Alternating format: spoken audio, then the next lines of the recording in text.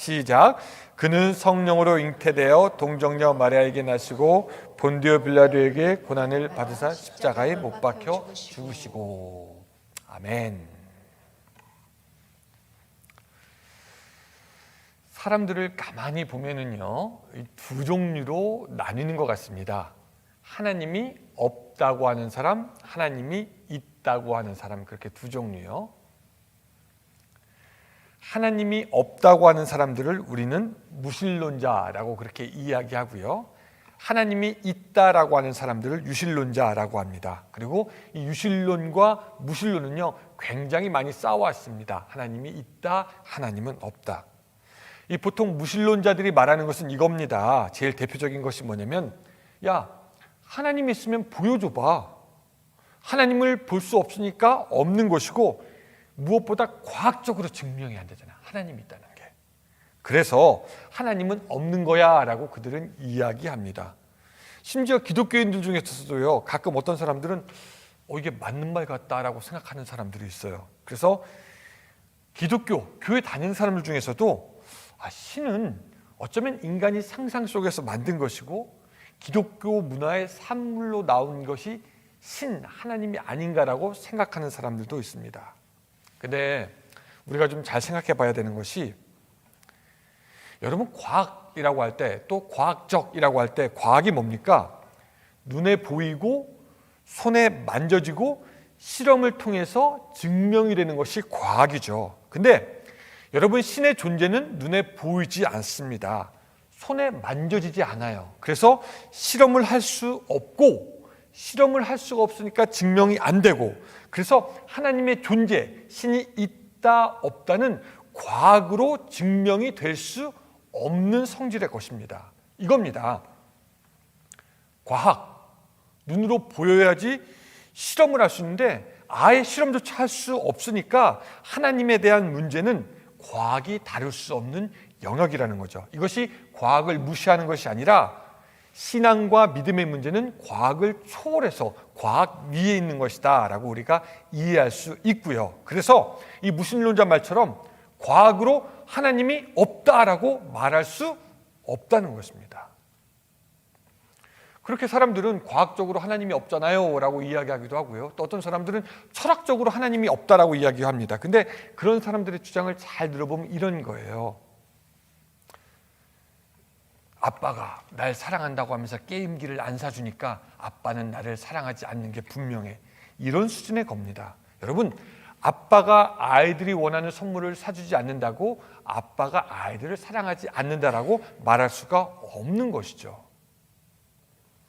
그래서 이런 무신론자들의 이야기를 잘 들어보면은, 여러분 재밌는 게, 무신론자도 믿음이 있습니다. 물론 우리와 다른 종류의 믿음이지만 무신론자도 믿음이 있는데, 그들은 어떤 믿음이냐면 하나님 없이 이 모든 것이 다 되었다라고 그들은 굳게 믿고 있어요. 반면에 우리의 믿음은 어떤 믿음입니까? 하나님이 있어서 지금까지 이렇게 왔다라는 겁니다. 무신론자 믿음이 있습니다. 앞으로도 하나님 없이 계속 될 것이다 라는 믿음이 있고요. 우리는 믿음이 있어요. 그거 아니라 하나님이 분명히 있고 하나님이 원하시는 대로 그 역사를 이끌어 가실 거라는 믿음이 우리에게 있는 것입니다.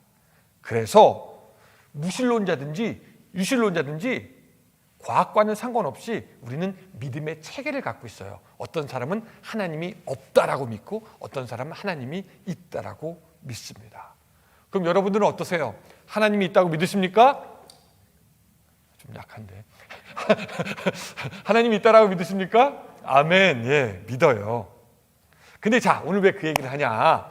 오늘 성경에서 우리가 다룰 부분이 바로 이 무신론자들이 특별히 성경의 진리를 비판할 때 많이 쓰이는 구절이기 때문입니다. 한번 다시 보여주세요. 아까 우리 읽었던 것.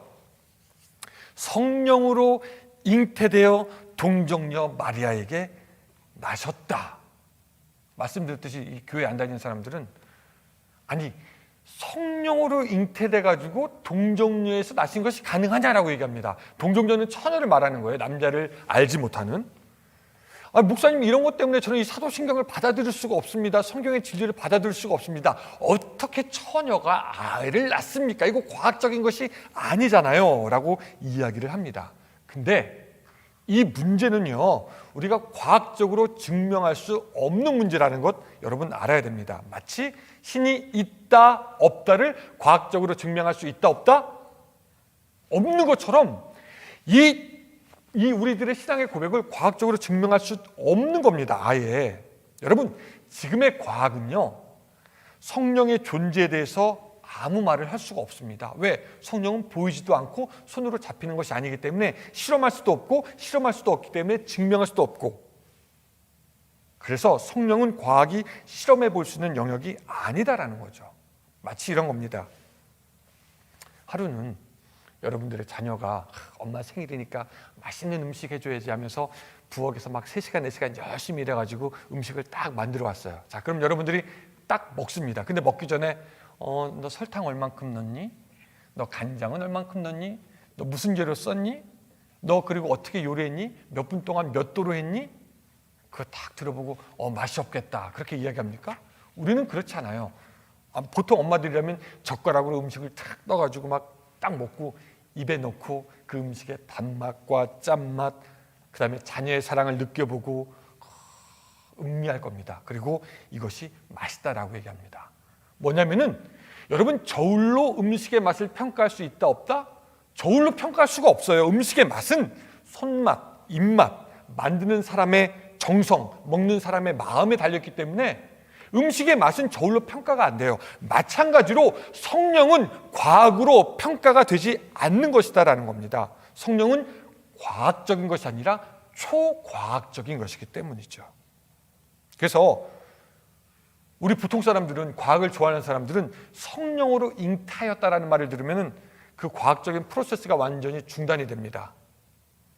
왜? 계산기 보면은 9개 숫자만 찍을 수 있는 그런 계산기에 뭐 빌리언, 트릴리언, 쿼들리언, 뭐 조, 경 치면 나오지가 않잖아요. 그런 것처럼 계산이 안 되니 숫자가 없는 거네라고 말하는 것과 마찬가지죠. 그래서 성령으로 잉태되어 동정녀 마리아에게 나시고, 이것은 과학적으로 증명할 수 없다고 해서 과학적인 것이 아니라 우리가 다른 쪽으로 접근해서 받아들여야 된다는 거죠. 그럼 목사님, 이거 성령으로 잉태했다, 동정녀에게서 나셨다, 이거 뭐라고 얘기할 건데요? 사람들이 물어볼 겁니다. 이거를 우리가 어떻게 받아들여야 되냐면은, 성경에서 말한 것, 또한 당시의 사람들이 증언한 것, 당시의 문화, 또한 이것을 믿은 신앙생활하고 믿은 사람들의 고백, 이 모든 것을 통해서 통합적으로 야, 이것은 정말 진리다, 아니다, 받아들여야 된다, 받아들이지 않아야 된다, 여러분들이 결정할 수 있는 그런 문제가 됩니다. 단순히 과학적으로 이거 아닌 거야, 아닌 거야 라고 하는 것이 아니라 좀 다른 부분에서 우리가 생각해 볼 필요가 있는 신앙의 고백이다라는 거죠. 여러분, 예수님의 탄생, 우리가 어떻게 접근해야 되냐면, 먼저 한번 이렇게 접근해 봅시다. 예수님의 동정녀 탄생은 어느 순간에 갑자기 된 것이 아니라 예수님이 태어나기 전 700년쯤 전에 이미 그것이 예고되었고 예언되었습니다. 그래서 이사야 7장 14절을 보면요, 같이 한번 읽어보겠습니다. 시작. 그러므로 주께서 친히 징조를 너희에게 주실 것이라. 보라, 처녀가 잉태하여 아들을 낳을 것이요 그의 이름을 임마누엘이라 임마누엘이라 하리라. 이것이 예수님 태어나기 700년쯤 전에 이미 예고가 된 거예요. 이미 예언이 되었습니다. 그리고 이 말씀에 따라 이 경건한 유대인들은 예수님을 기다립니다. 700년 동안 말이죠. 누가복음에는 안나라는 선지자가 나옵니다. 이 안나가 결혼한 후에 7년 동안 남편과 살다가 남편이 죽어서 과부가 됩니다. 근데 84살까지 성전을 떠나지 않고 주야로 금식하며 기도함으로 주님을 계속해서 기다립니다. 그러다가 예수 그리스도를 보게 되고 그 예수 그리스도를 사람들에게 알리게 됩니다.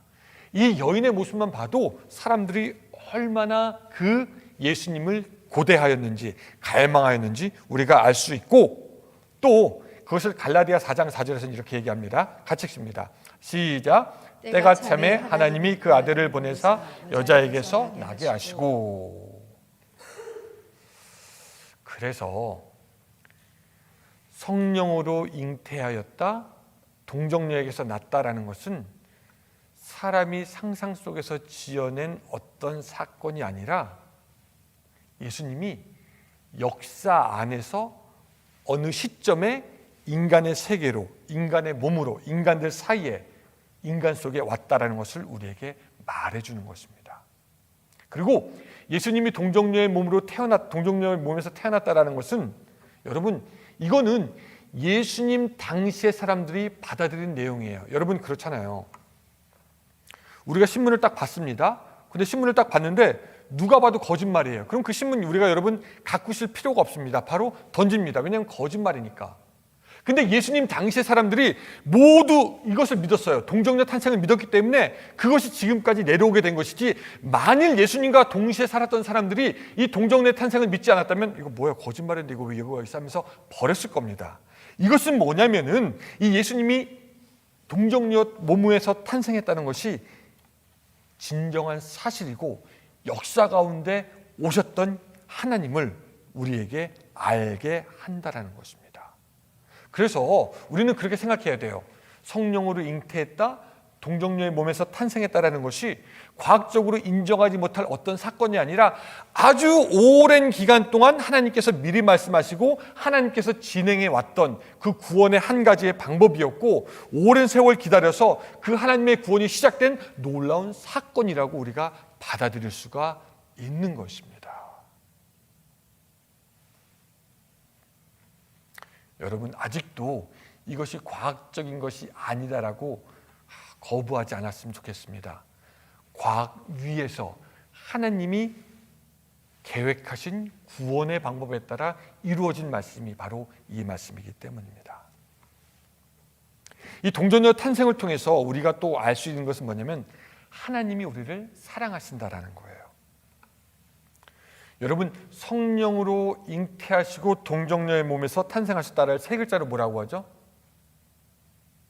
이거 세 글자로 딱 줄이면은, 여러분 아마 아실 텐데, 성령으로 잉태하셨고 동정녀의 몸에서 탄생하셨다. 이거 세 글자로 딱 줄이면은 여러분 아실 텐데, 이 전문가들은 뭐라고 얘기하냐면 이걸 성육신이라고 합니다. 성육신, 그렇죠? 영어로는 incarnation. 이 성육신을 두 글자로 또 줄이면 뭐라고 할까요? 기독교에서는 뭐라고 할까요? 성육신을 두 글자로 줄이면은 찬송가에 나중에도 나오는데 강생이라고 나옵니다. 강생. 그리고 이것을 요한복음 3장 16절에서는 이렇게 얘기하죠. 하나님이 세상을 이처럼 사랑하사 누구를 주셨으니? 독생자를 주셨으니 라고 이야기하는 겁니다. 거룩하시고 위대하시고 전능하신 하나님이 한없이 부족하고 천하고 어리석은 우리들을 위해서 오셨습니다. 왜? 우리를 사랑하여 구원하시기 위해서. 여러분, 여기서 굉장히 재밌는 게 뭐냐면 성령으로 잉태가 됐으니 여전히 하나님이지만 동정녀의 몸에서 탄생했으니 완전한 인간이 되신 겁니다. 완전한 신과 완전한 하나님, 완전한 인간, 하나님의 그 동등된 본체에서 인간이 되기 위해서 예수님은 내려오셨습니다. 자기를 비워 종의 형체를 가져 사람들과 같이 되었다라고 하고요. 이것이 크리스마스 찬송에는 뭐라고 나오냐면요, 이렇게 나와요. 이 세상에 주께서 뭐죠? 이 세상에 주께서 강생할 때에 참신과 참사람이 되시려고, 그렇게 나옵니다. 이것에 대해서 이 보스라는 유명한 신학자는 이렇게 얘기해요. 오래전부터 계셨던 메시아가 인간 안으로 들어오시며 초역사적인 분이 인간의 흐름 안으로 들어오셨던 놀라운 일이다. 그 높은 하나님이 인간의 몸을 입고 이 땅에 오셨다. 그렇게 우리를 사랑하셨다라는 것이죠. 예전에 어떤 식당에 가면은요, 지금은 별로 안 그런 것 같은 종업원들이 이렇게 오더를 받을 때 그냥 이렇게 서서 받지 않고 이거 테이블 아래로 이렇게 내려가지고 이렇게 그 오더를 받는 그런 그 식당이 있더라고요. 그 왜 그런지 아세요? 어떤 사람은 이렇게 머리만 이렇게 내놓고 이렇게 받는 사람이 있었는데, 그게 그 이유가 뭐냐면은, 얘기를 들어보니까 이렇게 딱 서가지고 이렇게 오더를 받으면 자칫 종업원이 굉장히 그 교만해 보이거나 아니면 굉장히 그 고객을 무시해 보이거나 그러면서 안 좋은 경험들을 발생할 수 있기 때문에 최대한 낮은 자리에서 고개가고 눈을 맞춰가지고 이렇게 오더를 받는 거다라고 이렇게 이야기를 하더라고요. 근데 여러분, 오더를 받는 입장에서 그럴 것 같아요. 하루 종일 막 걸어다니면서 막 힘들게 일하다가 또 오더 받으려고 이렇게 30인치 정도 낮추는 것이 쉽지 않겠다라는 생각이 듭니다. 근데 그 30인치 낮추니까 이 고객은요, 그래도 좀 기분이 좋아요. 이렇게 쭉 내려와가지고 뭐 드실래요? 그렇게 물어보면요. 여러분, 30인치 낮추는 것도 사람의 마음을 좋게 하고 흐뭇하게 하는데 우리 하나님은 그 높은 하늘에서 이 낮은 땅까지 한없이 낮춰서 오늘 우리들 인간의 모습으로 왔습니다. 왜? 사랑하여 구원하시기 위해서요. 그래서 이 동정녀의 탄생은 우리가 그냥 그렇구나라고 받아들이는 것이 아니라 위대한 하나님의 사랑의 표현인 것을 우리가 알아차리셔야 됩니다. 하나님이 그렇게 왔구나, 저 멀리 계신 하나님이 바로 나의 모습으로 나에게 왔구나 라고 하면서 우리가 고백하는 것이 동정녀의 탄생이 되는 겁니다. 또 세 번째로 또 중요한 것은 뭐냐면요, 이 성육신 이 사건이 신학적으로도 대단히 중요합니다. 왜냐하면 이 사건은 예수님이 우리의 죄를 위해서 돌아가실 자격이 있다라는 것을 말해주는 것이기 때문입니다. 여러분, 우리가 아는 것처럼, 제가 말씀드렸던 것처럼 죄 있는 사람이, 흠 있는 사람이 다른 사람의 죄를 대신해서 무엇인가 해줄 수 없습니다. 너 죄는 너 때문에 죽고 나 죄는 나 때문에 죽는 겁니다. 여러분, 죄에서 노예가 된 사람이 자기의 힘으로 구원받을 수가 없습니다. 생각해 보시기 바랍니다. 늪에 빠져가는 사람이 다른 늪에 빠져가는 사람 구할 수 있다 없다? 없습니다. 내가 죄의 늪에 빠져가면서 다른 죄의 늪에 빠져가는 사람 구할 수 있느냐? 구할 수 없습니다. 그럼 누가 구할 수 있냐? 늪에 빠지지 않은 다른 어떤 존재가 구할 수 있는 것이죠. 여러분, 예수님이 동정녀에서 몸에서 나셨다라는 것은 예수님이 죄의 늪에 빠지지 않은 분이다라는 것을 우리에게 말씀해 주고 있습니다. 그분에게는 처음부터 죄가 없다라는 것을 말씀해 주고 있습니다. 우리는 성경에 의하면은요, 우리는 아담의 자손이고 아담이 지었던 죄의 성향과 죄의 습성, 즉 죄성을 가지고 태어납니다. 자, 로마서 한번 좀 보여주세요. 같이 한번 읽어봅니다. 시작. 이러므로 한 사람으로 말미암아 죄가 세상에 들어오고 죄로 말미암아 사망이 왔나니 이와 같이 모든 사람이 죄를 지었으므로 사망이 모든 사람에게 이르렀느니라. 예, 한 사람으로 말미암아 죄가 세상에 들어오고, 여기서 한 사람이 누구죠? 아담입니다. 그 사람으로 죄가 말미암아 들어오고, 그 다음에 이와 같이 모든 사람이 죄를 지었으므로 사망이 모든 사람에게 이르렀느니라 라고 합니다. 사망이 우리에게 오게 됐고 죄가 우리에게 오게 되었습니다. 사과를 보니까 한쪽 썩기 시작하면 그 썩은 것이 점점 번지더라고요. 그냥 썩어 있는 그 상처만 썩는 게 아니라 다 썩어가는 것처럼 아담 혼자서 인류의 처음에 썩기 시작하면서 그 썩은 부패가 오늘날 우리에게도 내려왔습니다. 즉 아담의 씨를 가진 모든 사람, 우리를 포함해서 모든 사람은 그 죄의 부패를 가지고 태어났고 점점 썩어 들어가게 되었습니다. 이것을 두 글자로 뭐라고 한다? 원죄라고 합니다. 우리 태어나면서부터 우리는 이미 사망에 이르렀고, 우리는 태어나면서부터 이미 죄의 부패한 그 성격을 그대로 가지고 태어났다라는 겁니다. 그래서 우리는 태어나면서부터 죄인이기 때문에 누구를 구한다라는 말을 할 수가 없습니다. 로마서 3장 23절 모든 사람이 죄를 범하였음에 라고 말합니다. 우리는 우리 인생길 가면서 마치 잘못된 나침판을 갖고 있는 것 같아서 아무리 길을 바로 보고 찾아가려고 해도 찾아갈 수 없는 죄인의 몸입니다. 근데 여기서 중요한 것은 뭐냐면 예수님은요, 우리처럼 아담의 후손이 아니다라는 것입니다. 아담의 후손이 아니라 오늘 보니까 성령으로 잉태되신 분이다라고 얘기합니다. 이것이 왜 그러냐 알기 위해서 창세기 3장 15절 우리가 같이 한번 좀 읽어볼 필요가 있어요. 자, 같이 한번 읽어보겠습니다. 시작. 내가 너로 원수가 되게 하고 내 후손도 여자의 후손과 원수가 되게 하리니 여자의 후손은 내 머리를 상하게 할 것이요 너는 그의 발꿈치를 상하게 할 것이니라 하시고. 아멘. 자, 이게 하나님께서 언제 하신 말씀이냐면은 아담과 하와가 범죄하고 난 후에 그들을 범죄하게 하였던 죄, 즉 사탄을 저주하시면서 하나님께서 하신 말인데, 여기서 내는 누구냐면 하나님이고요, 너는 누구냐면은 사탄, 뱀이고요. 여자의 후손이 누구냐? 그 사탄의 뱀의 머리를 밟을 여자의 후손이 누구냐? 바로 사탄을 이기실 예수님을 말씀하시는 겁니다. 우리 모두는 아담의 후손이요, 죄 있는 남자의 후손이지만 예수 그리스도는 남자에 의해서 나신 것이 아니라 성령에 의해서 잉태하셨으므로, 동정녀에서 나셨으므로 여자의 후손으로 오신 분이 바로 예수 그리스도십니다. 그래서 아담의 후손이 갖고 있는 그 모든 죄, 부패성을 갖고 있지 않고 오직 성령으로 잉태하고 동정녀로 나셨기 때문에 흠이 없으신 분이 바로 우리 예수님이신 줄로 믿으시기 바랍니다. 죄 없는 그 누구, 우리를 구할 누구가 바로 예수님이라는 겁니다. 히브리서 4장 15절 이렇게 말씀하십니다. 시작. 우리에게 있는 대제사장은 우리의 연약함을 동정하지 못하실 리가 아니요 모든 일에 우리와 똑같이 시험을 받으신 이로되 죄는 없으시니라. 아멘.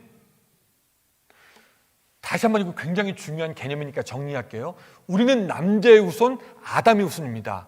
우리는 그 아담의 죄성을 가지고 태어나기 때문에 우리는 죽을 수밖에 없고 사망에 이를 수밖에 없습니다. 우리가 누구를 구원하지 못하고 우리는 우리 자신도 구원하지 못하지만 예수 그리스도께서는 성경에서 말씀하신 여자의 후손으로 나셨고, 그것을 어떻게 아느냐? 성령으로 잉태되어서 동정녀의 몸에서 나셨기 때문에 우리가 여자의 후손으로 아는 것이고, 여자의 후손으로 났기 때문에 남자의 후손이 갖고 있는 모든 죄에서 벗어나 거룩하시고 흠이 없으신 분 믿으시기 바랍니다. 그 예수님이 흠이 없으시기 때문에 어린 양이 될 수 있는 겁니다. 그 흠이 없으시기 때문에 우리를 대신해서 죽으실 수 있게 된 거죠. 그래서 세례 요한은 예수님을 보라고 뭐라고 했냐면, 보라 세상 죄를 지고 가는 하나님의 어린 양이로다 라고 말씀하고 있는 겁니다. 그러니까 예수님께서 성령으로 잉태하고 동정녀의 몸에서 나신 것을 정리해 보면은 이것은 과학을 뛰어넘는 것이며 하나님이 오래전부터 준비하신 구원의 계획이었고, 모든 예언을 이루어갔던 하나님의 사랑이었고, 하나님께서 우리의 죄를 위해서 돌아가실 흠없는 어린 양을 준비한 것이 되는 겁니다. 그렇기 때문에 여러분, 오늘 우리 믿음에서 성령으로 주님이 잉태하시고 동정녀로 났다라는 것은 도무지 버리고 도무지 포기할 수 없는 가장 귀한 진리 중에 하나가 되는 것입니다. 실제적으로 사람들은 얘기합니다. 제가 한번 말씀드린 것 같은데, 목사님, 참 저는 기독교의 진리가 좋습니다. 원수를 사랑하라는 것도 좋고, 또 세상에 빛이 되어야 된다는 것도 좋고, 하나님을 사랑하는 것도 다 좋은데요, 목사님, 좀 비이성적이에요.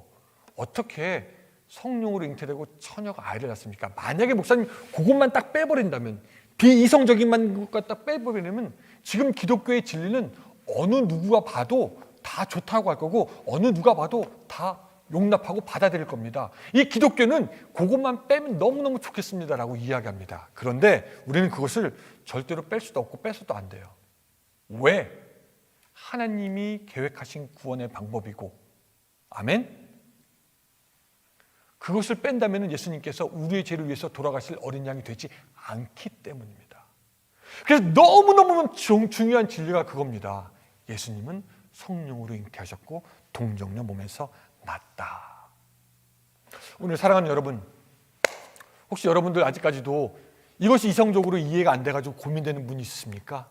여러분, 이것은 우리가 이성으로 이해할 수 있는 영역이 아니기 때문에 이해가 안 돼요. 그러나 이성 위에, 과학 위에 있는 그 하나님의 방법을 보면은 우리가 믿게 될 줄로 압니다. 이것이 믿어지는 그 은혜가 여러분들의 삶에 있기를 주님의 이름으로 축원합니다. 아멘. 자, 그 성육신 탄생에 대해서 얘기하다가 그다음 또 오늘 성경 그 사도신경은 뭐라고 얘기하냐면 본디오 빌라도에게 고난을 받아 십자가에 죽으시고라고 얘기합니다. 따라합시다. 본디오 빌라도에게 고난을 받아 십자가에 못 박혀 죽으시고. 시작. 본디오 빌라도에게 고난을 받아 십자가에 못 박혀 죽으시고. 이거를 가끔씩 외우는데 또 이런 질문하는 분들이 있어요. 목사님, 그 본디오 빌라도 얘기가 왜 나와요? 그 좋은 사람도 아니고 꼭 본디오 빌라도 얘기가 나와야 됩니까? 생각해보니까 그래요. 뭐 착한 일을 한 것도 아니고 좋은 일도 한 것도 아닌데 본디오 빌라도가 왜 갑자기 나오나?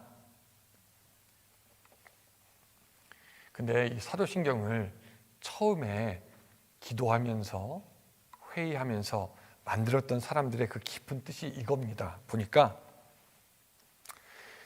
사도신경에 이 본디오 빌라도라는 이름을 씀으로써 예수님이 십자가에 달려 돌아가시고 죽으신 것이 보다 현실적이고 역사적이고 팩트라는 것을 사람들에게 더 자세하게 이야기하고자 했던 것 같아요. 예수님이 그냥 어느 날 죽어서 돌아가셨다라는 것이 그냥 호랭이 담배 피던 시절에 있던 얘기가 아니라 어떤 아주 생생하게 역사 가운데서 누가 어떻게 해서 돌아가셨다라는 것을 우리로 하여금 분명히 알게 하기 위해서, 그 불확실성을 제거하기 위해서 분명하게 이야기하고 있는 것입니다.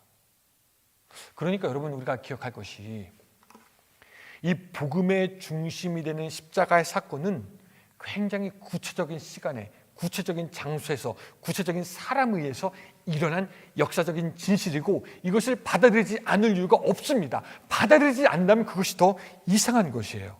그저 하늘나라 어떤 사람들 그냥 상상 속에서 일어난 일이 아니라 그 예수님 당시에 모든 사람들이 인정할 수밖에 없었던 현실을 우리가 믿고 고백하는 겁니다. 그래서 이 사도신경은 이게 진짜야 가짜야라는 그 진위성이 흔들리지 않아요. 왜? 실제적으로 있었던 일을 믿고 고백하는 것이기 때문에. 또 어떤 사람들은 이야기합니다. 아니, 예수 그 성경에 보면은 그 유대인들이 빌라도에게 예수님을 십자가에 못 박아라 할 때 그 빌라도가 어떻게 하죠? 빌라도가 예수님을 고소해서 죽일 것을 찾고자 하는 찾지를 못합니다. 그래서 나는 못하겠다라고 하면서 유대인들에게 다시 돌려줍니다. 그 사건을 다시 돌려보냅니다. 그래도 유대인들이 자꾸 막 그 예수를 십자가에 못 박아라 하니까 어떻게 하죠? 손을 씻고 나는 거기에서 아무 책임도 없다라고 얘기합니다. 근데 왜 빌라도에게 죽었다고 그러는 겁니까? 라고 물어보는 분들이 있는데 이겁니다. 빌라도가 당시의 모든 권력을 가진 사람으로서 그는 인류가 십자가에 달려 죽으신 예수님을 죽였다라는 것을 대표하는 인물이고요. 빌라도는 자기네 책임이 아니라고 손을 씻지만 자기가 책임이 없다고 빠질 수는 없는 것입니다. 사도신경은 당시의 가장 큰 권력자 본디오 빌라도의 이름을 등장시키면서 예수님의 십자가의 전모가 드러나게 합니다. 빌라도와 또한 그에게 부탁했던 그 유대인들 모든 사람들을 자유롭게 떠올리면서 사실은 인류 전체가 예수 그리스도를 못 박았다라는 것을 로마의 가장 힘 있는 자의 이름을 통해서 우리에게 이야기하고 있는 것이죠.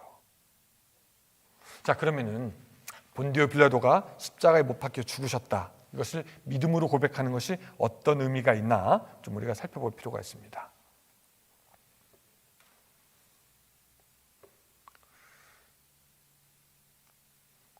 우리가 잘못한 사람을 이렇게 그냥 이렇게 지나가려고 할 때 뭐라고 하죠? 내가 너 오늘만 뭐 한다 그러죠?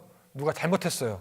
근데 그거를 그냥 잘못한 거를 그냥 넘어가고 싶을 때 뭐라고 하죠? 너 내가 오늘만 뭐 한다? 네, 봐준다. 너 내가 오늘만 봐주는 거야? 내가 봐주는 거야? 그렇게 얘기를 하죠.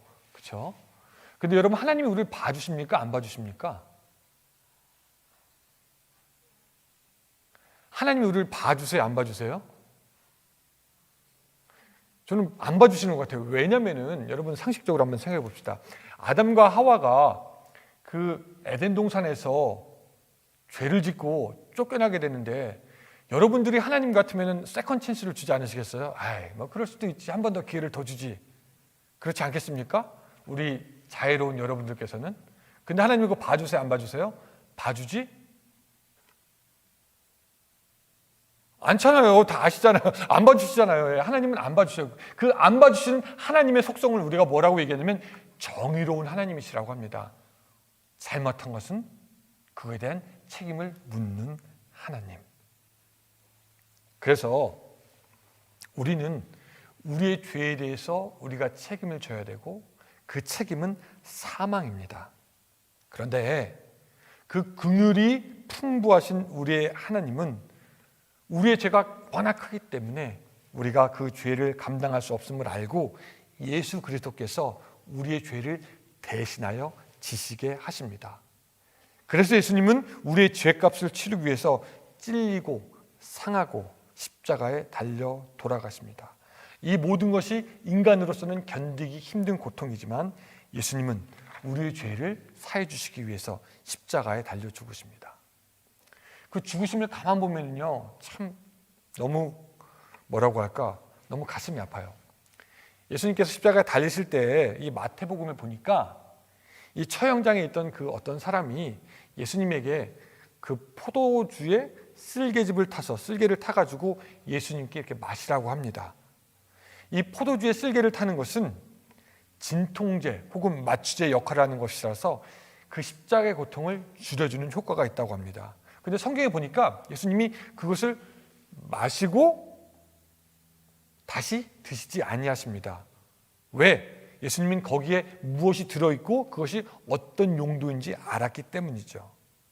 왜 마시지 않았느냐? 예수님의 관심은요, 자기의 육체적인 고통을 줄이는 것도 아니고 육체의 고통을 없애는 것도 아니고 오히려 자기에게 주어진 책임을 온전히 감당하고자 그 십자가의 고통과 처절함을 온몸으로 온전히 당하신 것입니다. 그 예수님의 육체의 고통도 고통이지만 저는 그 예수님이 당했던 그 정신적인 고통을 한 번 더 얘기하고 싶습니다. 신명기 21장 23절에 보면 이런 말씀이 있어요.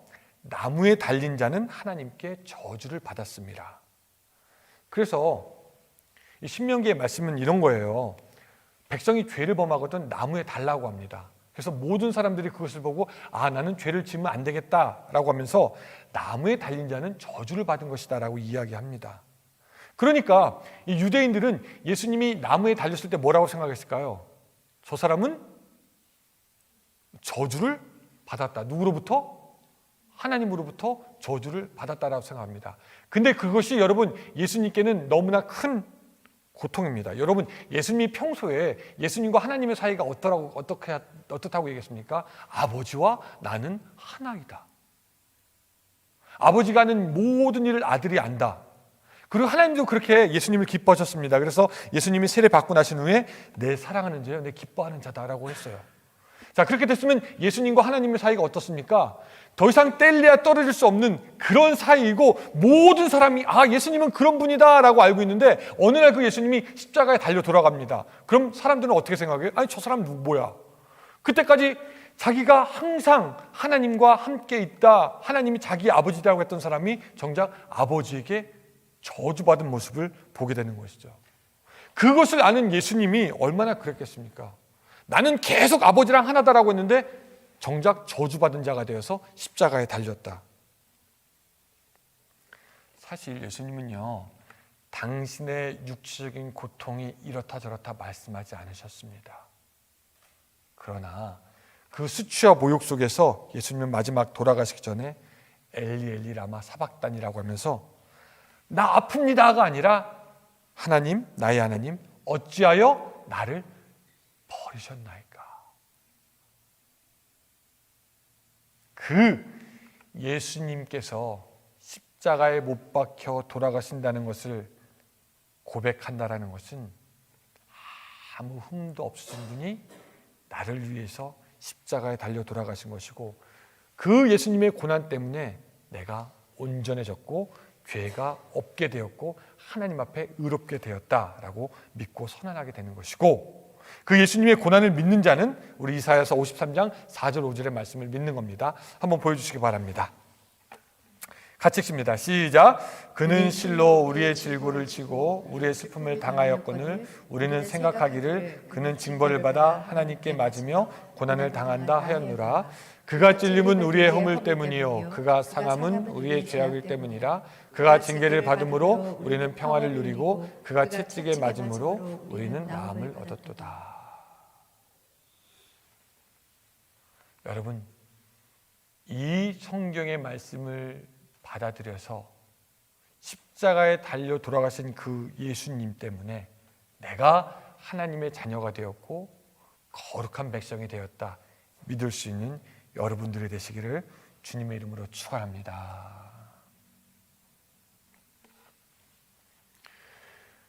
프로테스트 에세이즘이라는 그런 운동이 있었습니다. 뭐냐면요, 한국말로 하면 뭘까요? 항의하는 무신론, 이런 얘기가 되겠습니다. 이게 뭐냐면 20세기 들어서면서요, 우리 인류는 상상하지 못할 악과 고통을 만나게 됩니다. 1차 세계대전, 2차 세계대전, 그런 것들을 지나면서 인류는요, 얼마나 사람들이 잔인하고 공포스러운지 알게 됐습니다. 나치의 강제 수용소에서 집단 학살 당하고, 또 우리도 6.25 혹은 일제시대 지나면서 죄 없는 사람들이 죽어가는 것을 봐야만 했고, 여러분 지금도 마찬가지 아닙니까? 뉴스 들어가 보니까 전쟁 나가려고 하는 그 이름이 있던데, 이미 러시아가 징집을 하기 시작했다는 거 여러분도 아실 거고, 전쟁이 시작됐는데 그 러시아에 징집된 우리 그 젊은 사람들이 전선으로 나가지 않으려고 하니까 뒤에서 총을 쏘기 시작했대요. 전쟁에 나가라고, 앞에 나가 쏘라고. 그러니까 전쟁의 앞에 서는 사람들은 앞으로 나가면 우크라이나 사람들한테 총 맞아 죽고, 나가지 않으면 뒤에 러시아 군단에게 쏴 죽고. 이런 일들을 우리 인류가 보면서 믿지 않는 사람들이 소리 지르기 시작했습니다.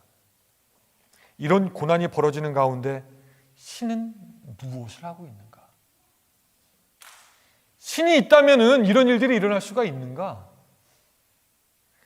아니, 신이 만약에 있다면은 그 신은 거짓된 신이고 있을 수도 없고, 만약에 있다고 해도 저 멀리 있는 신, 우리와는 아무런 상관이 없는 신이다라고 하면서 프로테스트 에티즘이라고 해가지고 항의하는 무신론의 목소리가 점점 커졌습니다. 근데 우리는 우리의 개인의 일상 속에서도 그런 일을 종종 보기는 해요. 예수님을 잘 믿던 청년이 하루아침에 잡을 잃어버릴 때도 있고, 또 제가 몇 번 말씀드렸던 것 같은데 제 친구 중에 참 신실하게 주의 사역을 잘 감당하던 친구 목사님이 있는데 췌장암에 그냥 걸려버렸어요. 그래가지고 사역을 못하고 있습니다. 또 얘기를 들어보니까 췌장암이 제일 치료하기 힘든 암이라고 그러더라고요. 제가 봤던 몇 명 안 되는 그 친구 중에서 정말 신실하게 그 시골에서 목회 잘하고 있는 사람인데, 하나님 왜 그런 일이 일어났을까요? 예수 잘 믿고 봉사 잘하던 성도가 하루아침에 병에 쓰러질 때도 있고, 또한 예수 잘 믿는 가정이 하루아침에 풍지박산이 날 때도 있고, 우리들도 그렇게 억울한 일, 힘든 일, 어려운 일을 당하면서 과연 하나님이 정말 계신가라고 하는 생각이, 그 의심의 생각이 우리 마음 깊은 곳에서부터 스멀스멀 올라올 때가 있습니다. 근데 우리는 알지요. 우리의 고통이 있고 환난이 있고 어려움이 있다고 하나, 우리가 믿음의 눈을 들어서 우리 주님을 보면은 우리보다 이미 앞서서 그 모든 고통 다 당하시고 우리를 힘있게 하시고 능력으로 도와주신 분이 있다라는 것을 알게 됩니다. 여러분, 우리 예수님은요, 우리의 인간의 모습으로 살아갔기 때문에 우리에 있는 그 약함이 예수님에게도 있었습니다. 그래서 예수님은 우리의 무력감, 우리의 피로, 곤고, 배고픔, 우리의 외로움, 우리의 처절한 마음들 이해하시지요. 그 예수님이 온갖 모욕과 폭력과 협박과 매질을 당하셨고, 특별히 우리를 위해서 그랬던 것을 우리가 압니다. 우리의 모든 것을 이해하신 그 예수님이 오늘 고통과 처절함과 인생의 어려움 속에 있는 우리들을 외면치 않고 보고 계시는 것을 여러분 믿으시기 바랍니다. 우리보다 훨씬 처절하게 정신적인 육체적인 고통을 겪으신 그 예수님이 우리의 아픔과 슬픔을 이해하고 우리를 도우려고 하시는 것입니다. 우리는 허물과 죄 때문에 우리가 당할 고통, 우리가 당하는 것이거니와, 예수님은 아무런 그런 죄를 당하실, 그런 고통을 당하실 필요가 없으신데 우리를 위해서 고통 당하시고 죽으셨습니다. 그래서 우리는 예수님 앞에 서면은 입을 다물 수밖에 없고, 또 예수님 앞에 서면 참 역설적이지만 오히려 우리의 상처난 마음이 치유되고 회복됩니다. 예수님의 못자국 난 손을 우리가 잡으려고 할 때 우리에게 평안이 있고요. 이미 예수님이 창에 찔려가지고 있는 그 예수님의 옆구리를 우리가 안으려고 할 때 그 예수님이 고통받으셨던 그 고통이 우리에게 치유의 능력이 되어서 우리에게 깊은 위로와 평안을 주십니다.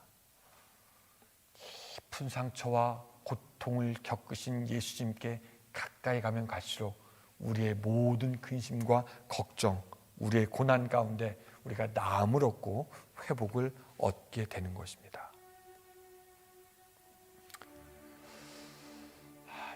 이 설교를 마치면서 이런 생각이 들어요.